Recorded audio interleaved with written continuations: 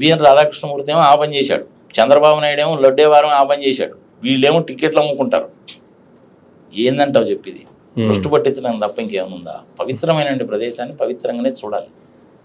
ఒక 3 గంటలు క్యూలో నిలబడితే ఏమన్నా తప్పైందా? తప్పేం కాదుగా.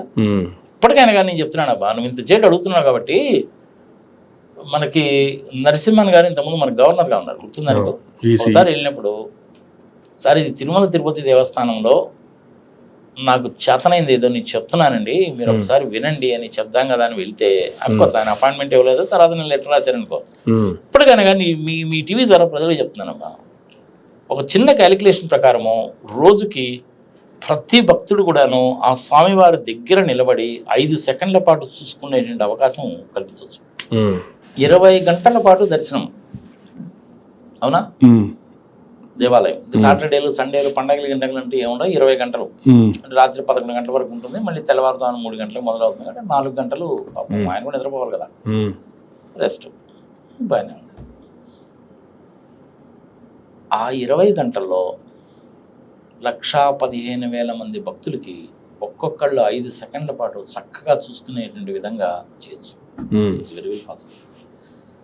గుడిని మొత్తాన్ని కూడాను రివామ్ చేసి చేయొచ్చు. మన ఎయిర్పోర్ట్స్లో కనుక మన దాని మీద ఎక్కి నిలబడితే అలా వెళ్ళిపోతూ ఉంటుంది, ఫ్లాట్గా ఉండేటట్టు. అలాంటిది కనుక పెడితే డైరెక్ట్గా ఉండేటువంటి ఎంట్రన్స్ దగ్గర నుంచి ఆ ఆలయంలోకి మనం ఎంటర్ అయ్యేటప్పుడు, నాకు తెలిసిన ప్లాన్ చెప్తున్నా, సబ్జెక్ట్ టు కరెక్షన్. నీకు ఎంటర్ అయిన తర్వాత నీకు ధ్వజస్తంభం ఉంటుంది, ఆ ధ్వజస్తంభానికి అటుపక్క ఇటుపక్క అలా 2 క్యూలు పెట్టేస్తే అలా వెళ్ళి చూసుకొని వీళ్ళిద్దరు ఇలా వెళ్ళిపోతారు. ఓకే, ఇది ఒక ద్వారం. నువ్వు నడిచే పని అంటే ఉండదు, నువ్వు ఆపాలనగానే అది ఆగదు, అది అలా వెళ్ళిపోతుంటుంది.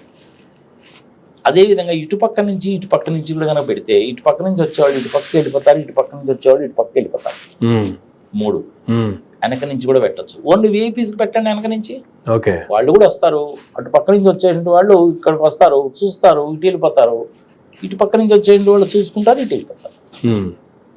1.5 అడుగు మ్యాక్సిమం, ఒక 18 అంగుళాల ఎత్తులో కనుక పెడితే ఇవి it is very well possible. విగ్రహం ఎంత ఎత్తు ఉంటుంది అనుకుంటున్నావు? ప్రాక్టికల్గా చూశాను కాబట్టి చెప్తున్నాను, 9.5 అడుగులు పైన ఉంటుంది అది, 9.5-10 అడుగులు ఉంటుంది. అలాంటప్పుడు నువ్వు పాదాల దగ్గర నుంచి పై వరకు చూడవచ్చు. అవునండి, it is very well possible. నేను అది చెప్తామనే మన నరసింహన్ గారు ఉన్నప్పుడు వెళ్తే సారు గీరు అన్నారు, ఇదిగో కుదురుతుందా కుదరదా చెప్పాయా, నువ్వు గుణుగుతావేంటి నచ్చుతావేంటి అనేసి అంటే, నేను లోపలికి వెళ్ళి కనుక్కొని వస్తాను సార్ అన్నాడు. లోపలికి వెళ్ళి వచ్చాడు, సారు అవుట్ స్టేషన్ పోతున్నారండి సార్ అన్నాడు. మంచిదే బాబు, లెటర్ ఇచ్చేయించాను. It's very well possible. 1,15,000 మంది మీరు క్యాలిక్యులేట్ చేసుకో, నువ్వు వెరీ సింపుల్ క్యాలిక్యులేషన్ మరి, అది పెద్ద కష్టమేం కాదు.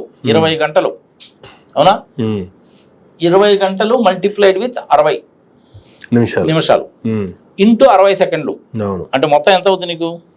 నేను క్యాలిక్యులేట్ చేసి చూపిస్తా చూడండి, ఎందుకు నాకు పుస్తకంలో కూడా రాసి పెట్టి ఉంటాను, అక్కడ చూపిస్తా చూడండి. 20 గంటలు 60 నిమిషాలు 60 సెకండ్లు మొత్తం కలిపి 72,000 సెకండ్లు. ఒక్కొక్క భక్తుడికి 5 సెకండ్లు అంటే 14,400 మంది భక్తులు, 8 క్యూ లైన్లు, 1,15,000 మంది 20 గంటల్లో బ్రహ్మాండంగా దర్శనం చేసుకోవచ్చు. ఎందుకు చేయరు గవర్నమెంట్? దానికి జనరల్గా ఏం చెప్తారంటే, ఆగమ శాస్త్రం అనేటువంటిది ఇట మెటల్స్ ఇవి ఉండకూడదండి అంటారు. లోపల నీకు ఎన్ని లేవు మెటల్స్? ఆయన దేవాలయమే బంగారం కవచంతో ఉంది కదా, ఉంది అంతే కదా. ఆయన పెట్టేటువంటి కిరీటం కూడా మెటలే కదా. మరి లోపల మటుకు నీకు ఐరన్, స్టీలు, అల్యూమినియం ఇవన్నీ లేవా? అవన్నీ మెటల్సే కదా. అన్ని కూడా ఏంటంటే దిక్కుమాలినటువంటి వంకలు అనమాట. ఇప్పుడు 1962లోనే ఒక జపాన్ కంపెనీ వాడు ముందుకు వచ్చి 2 కోట్ల రూపాయలకి రోప్ వేసి పెడతానంటే, ఈ కింద హోటల్ వ్యాపారం చేసుకునే వాళ్ళను పూలు పళ్ళు అమ్ముకునేవాడు రానికుండా చేశారా? రాజకీయ ప్రమేయం. దీని మూలంగా ఇబ్బంది ఎవరికి? భక్తులకే ఇబ్బంది. ఇప్పటికైనా నేను ఇదే చెప్తాను, మీరు ఈ పద్ధతి అవలంబించండి. 1,15,000 మందికి బ్రహ్మాండమైన దర్శనం. ఇంకా నీకు ముందు రిజర్వేషన్లు చేసుకోవాల్సిన పని ఈ బుకింగ్లు, ఈ సాఫ్ట్వేర్లు ఉపయోగించి టికెట్లు అమ్ముకోవడం ఇద్దరిద్దరం ఉండదుగా. అంతేగా, రోపేలు వేయండి, 2 వైపుల నుంచి రోపే వేయండి, సరిపోద్ది. తిరుపతిలో ట్రాఫిక్ తగ్గుతుంది, డైరెక్ట్గా వెళ్తారు. పోతా చక్కగా బ్రహ్మాండంగా అడవులు చూసుకుంటూ వెళ్తారు. ఏముంది అందులో? అది కష్టం కాదు. ఐ థింక్ ఇప్పుడు కనుక నిజంగా రోపే వేయాలంటే 150 crores అవుతాయి. 150 కోట్ల రూపాయలు అనేది తిరుమల తిరుపతి దేవస్థానానికి నథింగ్. అంతే కదా. అసలు అక్కడ దాకా మటుకు ఎందుకు? సెంట్రల్ గవర్నమెంట్ కొత్త కొత్త ప్రోగ్రామ్ చాలా వచ్చినాయిగా. టూరిజం సెంటర్ కింద దాన్ని డిక్లేర్ చేయండి. ఓకే, ఆధ్యాత్మిక కేంద్రము టూరిజం సెంటర్ కింద డిక్లేర్ చేయండి. సెంట్రల్ గవర్నమెంట్ వాళ్ళు ఫండ్స్ ఇస్తారు. రూపాయి ఖర్చు ఉండదు స్టేట్ గవర్నమెంట్ కానీ టీటీడీకి కానీ. కానీ రాజకీయ నాయకులు వీళ్ళు చేయరు, అదే వచ్చిన సాగు. ఎందుకంటే వీళ్ళకి వ్యాపారాలు పోతాయి. కింద నుంచి జీపుల్లో 10 మందిని ఎక్కించుకెళ్ళాలిగా. ఆ 10 జీపులు అనేటువంటి ఎవడికో ఒకడికి ఎవడి కింద ఒకటి కింద ఉంటాయి. అందుకని చెప్పి వీళ్ళు చేయనీరు. ఇది ప్రజలు చేయాల్సిన పనే, ప్రజల దాకా కూడా అక్కర్లేదబ్బా. సుబ్రహ్మణ్య స్వామిని, ప్రొఫెసర్ సుబ్రహ్మణ్య స్వామిని టీటీడీకి చైర్మన్గా పెట్టండి, అన్ని పనులు జరుగుతాయి. ఓకే, పూజలు పునస్కారాలు జరుగుతాయి. ఇలాంటి దోపిడీలు ఉండవు, లడ్డులో కల్తీ ఉండదు, రూపాయలు వస్తాయి, ఇలాంటి క్యూ సిస్టమ్ కూడా వస్తుంది. ఓకే, ప్రపంచం అంతా తిరిగిన మనిషి కదప్పా, ఆయనకి తెలియని విషయం అంటూ ఉందా? ప్రొఫెసర్ సుబ్రహ్మణ్య స్వామి గారితో కంపేర్ చేసుకుంటే ఆయన 0. 26 సంవత్సరాలకి హార్వర్డ్ PhD ఆయన. అదే యూనివర్సిటీలో PhD చేస్తున్నామని ఆయన ప్రేమించాడు.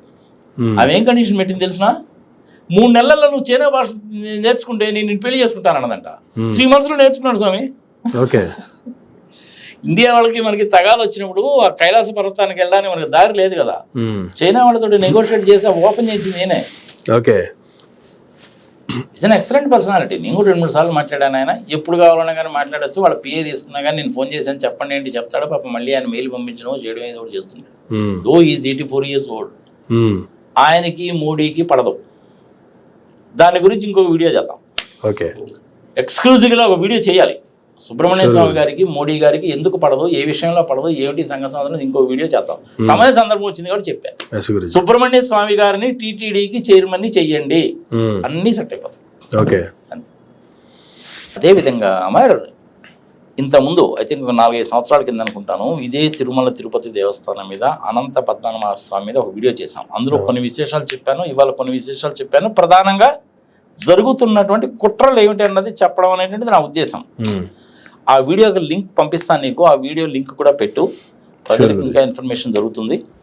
గోవిందా గోవిందా గోవిందా. తప్పు ఏదైనా చెప్పుంటే దయచేసి నన్ను క్షమించుదురుగాక.